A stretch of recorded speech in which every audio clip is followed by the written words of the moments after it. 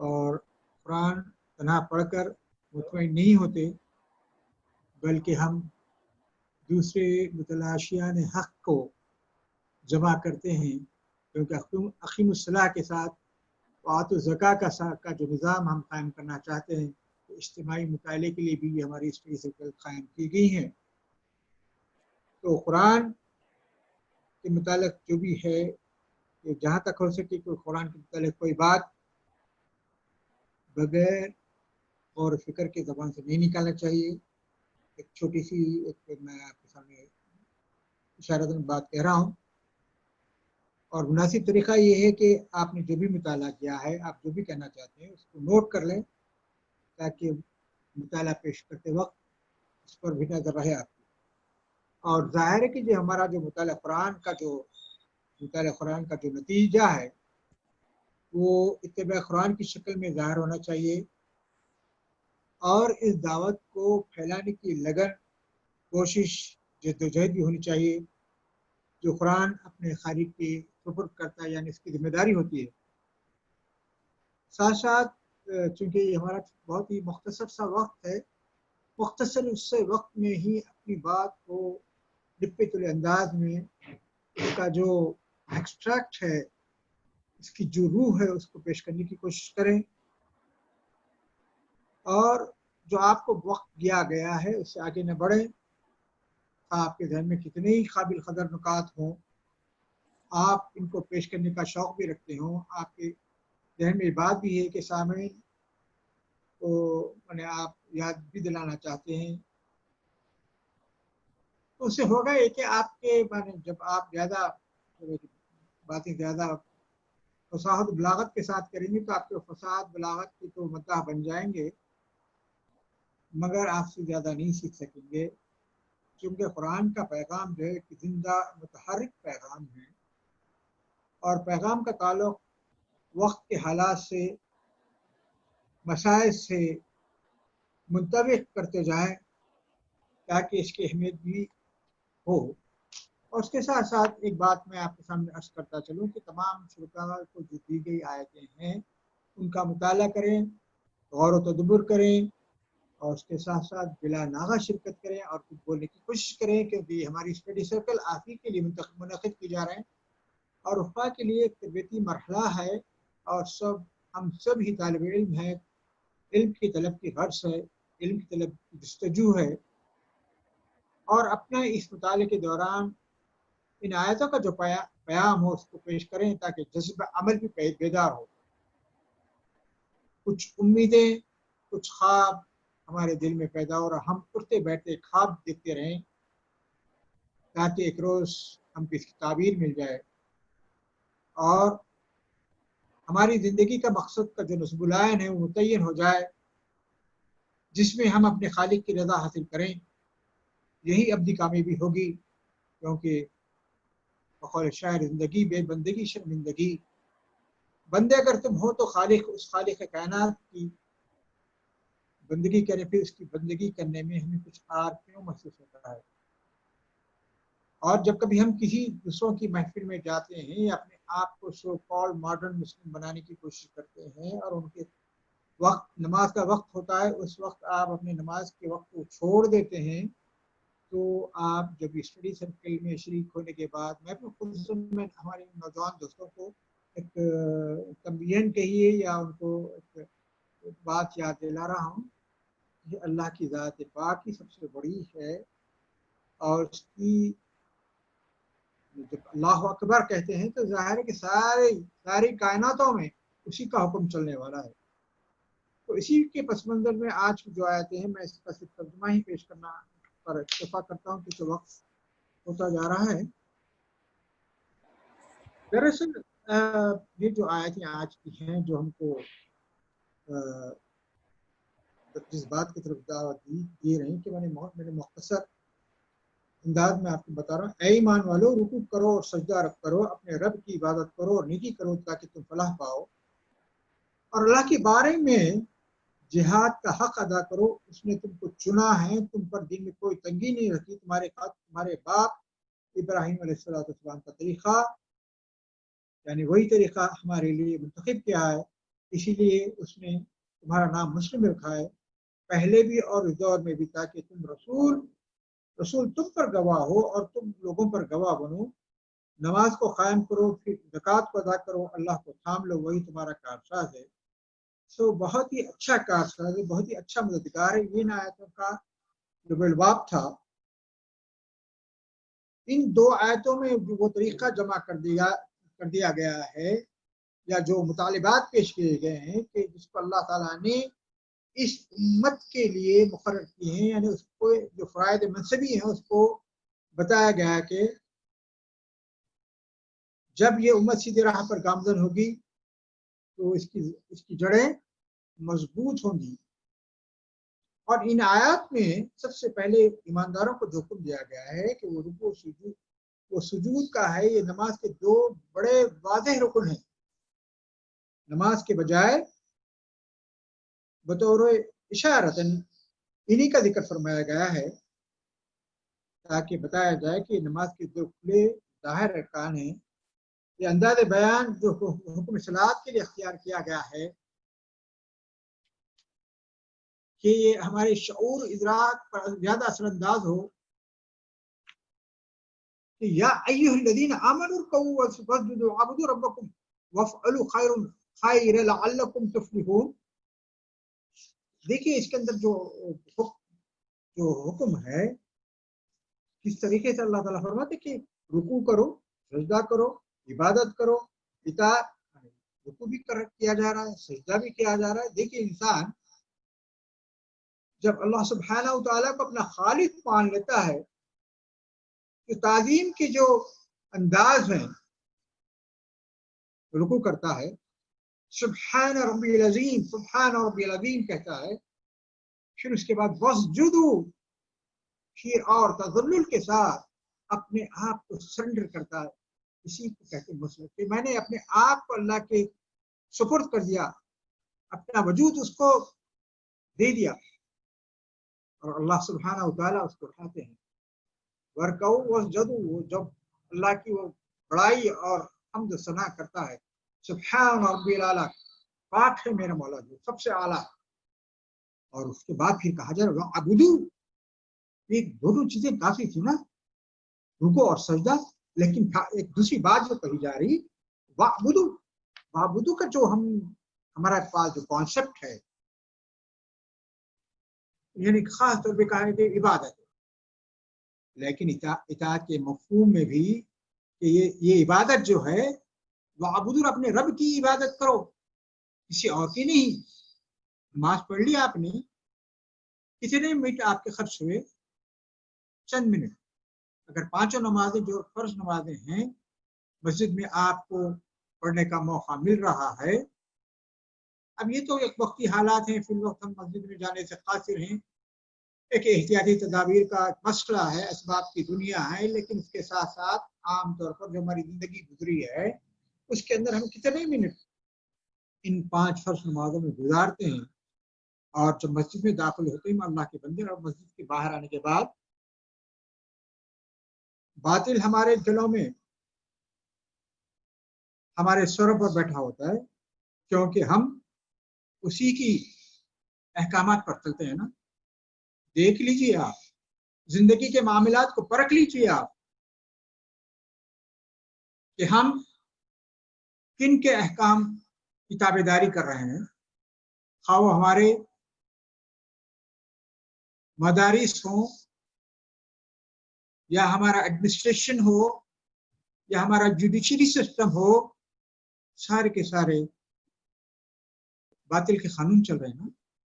ہم اقامت دین کے علم بردار جو ہیں، اقامت دین کو ہم اس سرزمین پر the face of earth ہم اللہ کے احکامات کو نافذ کرنے والے اور اس پر عمل پیرا ہونے والے ہیں نا، تو زندگی کے سارے گوشوں میں خدا ہی کی بندگی کریں گے اور اسی کی اطاعت کریں گے۔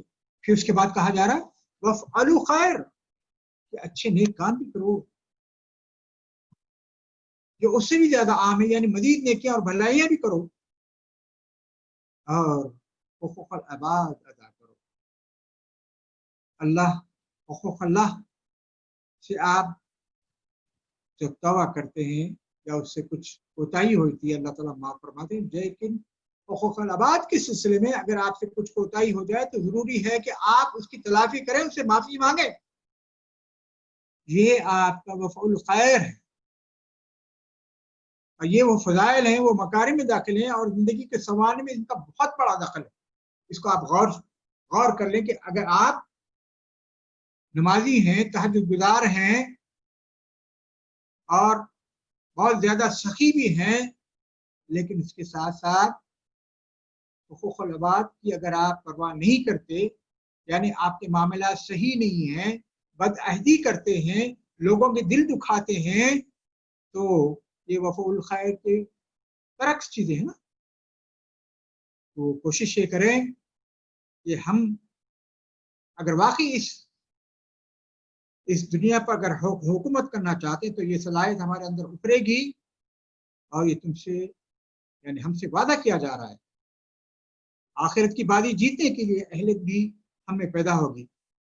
دراصل کہ یہاں جو اس بات کی طرف وجاہدوا فی اللہ حق جہادی، اب دیکھیے اس سے پہلے ہم نے روحانی تیاری کی تھی، اور اس کے بعد عملی جدوجہد ہے کہ وجاہد اللہ کا جو حق ہے اس سلسلے میں آپ جدوجہد کریں. جیسا کہ ہماری بہن نے جو اس سے پہلے بتایا تھا کہ ایک غزوے سے صحابہ کرام واپس آتے ہیں اور اللہ کے رسول صلی اللہ علیہ وسلم فرماتے ہیں کہ تم کیا کہا، قدمتم خیر مقدم من الجہاد والاصغر الی جہاد الاکبر، تم چھوٹے جہاد سے بڑے جہاد کی طرف واپس آ گئے ہو. یعنی صحابہ کرام نے کہا بڑا جہاد کیا ہے؟ آدمی کی خود اپنی خواہش، نفس کے خلاف جد و جہد، اس جہاد کا وسیع تر میدان پوری دنیا میں ہے، جس میں کام کرنے والی تمام بغاوت آموز، بغاوت انگیز طاقتوں کے خلاف دل اور دماغ اور جسم اور مال کی ساری قوتوں کے ساتھ جد و جہد کرنا، وہ حق جہاد ہے جسے یہاں ادا کرنے کا مطالبہ کیا جا رہا ہے. یہاں جہاد کی قتال کی بات نہیں ہے. اور اس کے بعد یہ بات کہی جا رہی ہے کہ اللہ تعالیٰ نے ہم کو وہ اشتباکم، کبھی اپنی اس ٹائٹل کو تو یاد کر لے کہ اللہ تعالیٰ نے ہم کو چن لیا، کیونکہ اس سے پہلی والی جو امت تھی اس کو معزول کر دیا گیا. اس کی وجہ کیا تھی کہ انہوں نے کتمان حق کیا، حق کو چھپایا، اور اللہ کی بھیجی ہوئی کتاب میں تحریف کی، اپنے مفاد کے خاطر مختلف لوگوں کو مختلف طریقے سے اپنی اللہ کی ثمنا قلیلا ہو، بہت ہی رخیص آیت، بہت ہی سستے داموں میں وہ اللہ کی آیتوں کو بیچ رہے تھے. لیکن اللہ تعالیٰ نے ہم کو عزت عطا فرمائی، کنتم خیر امت، کہ اللہ تعالیٰ نے ہم کو خیر امت بنا کر دیا. ہوا اشتباکم، اور اس کے بعد پھر کہا وما جعل علیکم فی الدین من حرج، اور اس کے ساتھ ساتھ تم پر دین میں کوئی تنگی بھی نہیں رکھی نا. اور اس کے ساتھ ساتھ پھر کہا جائے ملت ابیکم ابراہیم، اور تم حضرت ابراہیم کی ملت میں سے، ہوا سماکم المسلمین، اور اللہ نے بھی تمہارا نام مسلم رکھا ہے، اور اس کتاب میں بھی تمہارا نام مسلم ہے. ان الدین عند اللہ اسلام، اور جو اسلام پر بیر ہوا مسلم ہوا. مسلم وہ ہے جو اپنے آپ کو سپریٹ کیا، جو اپنے آپ کو سرنڈر کیا، اپنی خواہشات کو اللہ کے حکم کے مطابق، اللہ کے رسول کے حکم کے مطابق چلا. اس کے بعد پھر کہا جا رہا ہے ومن قبل وفی هذا ليكون الرسول علیکم شہیدا. آپ سورۃ البقرہ کی آیت نمبر 143 اگر دیکھیں، وَكَذَلِكَ جَعَلْنَاكُمْ أُمَّةً وَسَطًا لِتَكُونُوا شُهَدَاءَ عَلَى النَّاسِ وَيَكُونَ الرَّسُولُ عَلَيْكُمْ شَهِيدًا. اس طرح ہم نے تم کو ایک ایسی امت بنایا ہے جو امت وسط ہے، تاکہ تم لتکونوا شہداء، تاکہ تم گواہی دو علی الناس، لوگوں پر، کیونکہ یکون الرسول، اور رسول تم پر اللہ کے دین کی گواہی دیں. اس بات کی گواہی دیں کہ ہم امت وسط ہیں، उम्मत वस्त वाला काम करेंगे, अदल क़िस्त वाला काम करेंगे। और अगर मुझको कल जमा में कार उसकी, जिसको मेरा एक ख्वाब है, मेरी आरज़ू है, मेरी तमन्ना है, मेरा अज़्म है कि मैं इस दुनिया में अल्लाह के कानून को नाफिज करूं और इसी जद्दोजहद में मैं अपनी जान को फिदा कर दूं, यही शुहदा अलन्नास होगा। और मैं यानी इस उम्मत मुस्लिमा के वो लोग जो शहादा अलन्नास, लोगों पर गवाह रहेंगे, इन अल्लाह के कलाम को नाफिज करेंगे। क्या करेंगे? वक़ीमुस्सलात, नमाज कायम कर। फिर देखिए, फिर वही बात आ रही, वक़ीमुस्सलात व आतु ज़कात, और नमाज को कायम रखेंगे। और जिस तरीके से नमाज इज्तिमाई तौर पर पढ़ी जाती है कि मौज़न अज़ान देता है, हय्या अला सलाह हय्या अला फलाह, तुम एक साथ तमाम काम को छोड़कर भागते हैं उस कामयाबी हासिल करने के लिए।